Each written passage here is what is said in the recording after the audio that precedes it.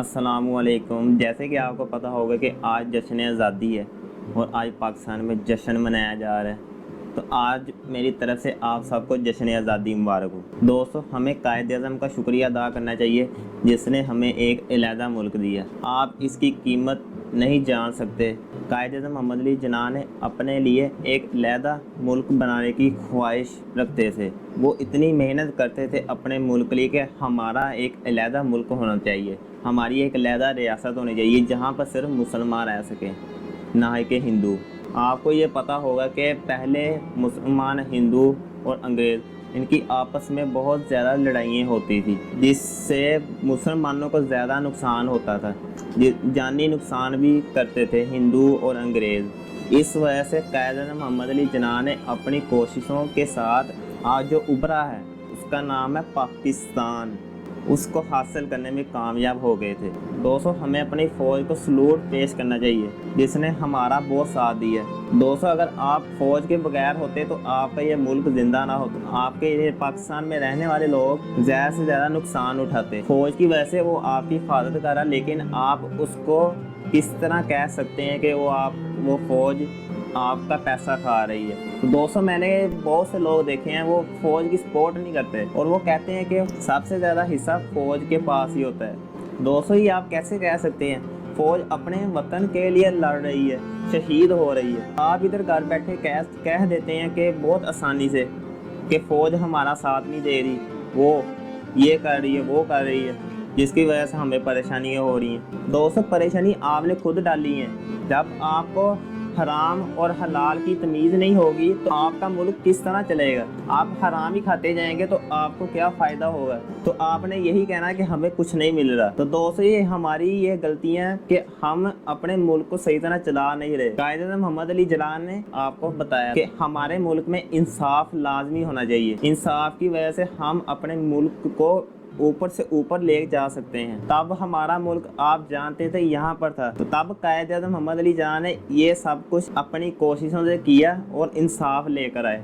दोस्तों, आज कोरोना आ गया हर मुल्क में, तो पाकिस्तान में भी कोरोना आ गया, लॉकडाउन आ गया, जिसकी वजह से हमारे कारोबार जो से वो रुक गए। तो आप ये कहते हैं कि हमारी ये गवर्नमेंट है वो सही नहीं कर रही। दोस्तों, वो आपके लिए ही कर रही है, आपके लिए बेहतर कर रही है, आपको जानी नुकसान ना हो जिससे आप उसको बर्दाश्त ना कर सकें। दोस्तों, वो हुकूमतें गुजर गई हैं। अब जो अनपढ़ हुकूमत थी वो कहती थी कि हमने बिजनेस करना है।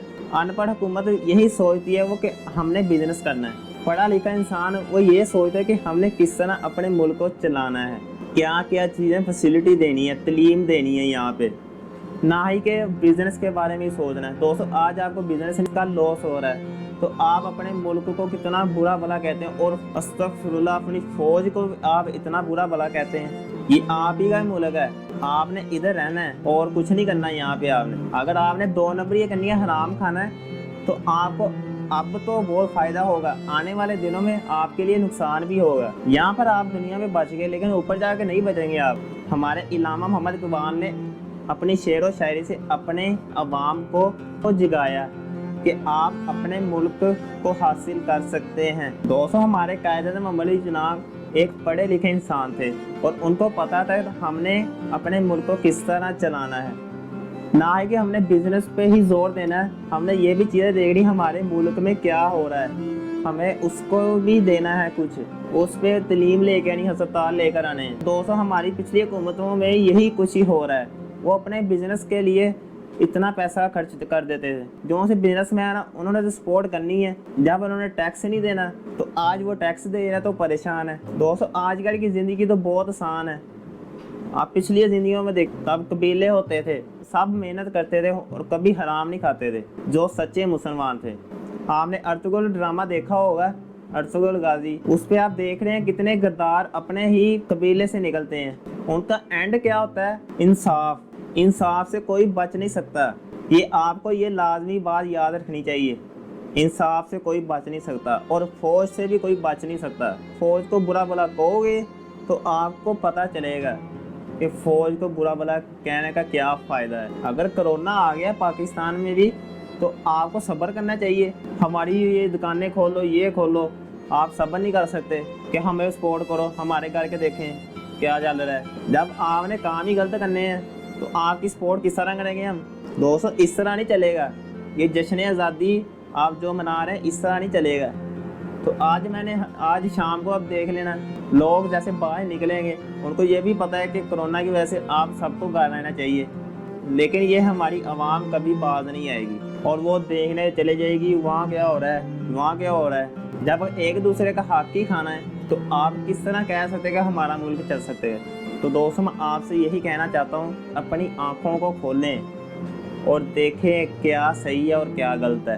دوستوں کرونا کی وجہ سے میں بھی گھر بیٹھا ہوں، لیکن دعا کریں، یہ نہ سوچے کہ حکومت نے ہمارا رزق چھین لیا۔ یہ ہمیں سوچنا چاہیے کہ ہم سے رزق کیوں چھینا گیا، ہم سے کیا غلطیاں ہوئی اور کیا ہم نے گناہ کیے، ہمیں یہ سوچنا چاہیے یہ سب کچھ کیوں ہو رہا ہے، اور اس رب سے معافی مانگیں جو آپ کو اتنا نواز رہا ہے۔ تو دوستوں امید کرتا ہوں کہ آپ کو ویڈیو بہت اچھی لگی ہوگی۔ تو دوستو آپ اپنا خیال رکھیں اور اپنے ملک کو چلانے کے لیے اس کو ساتھ دیں۔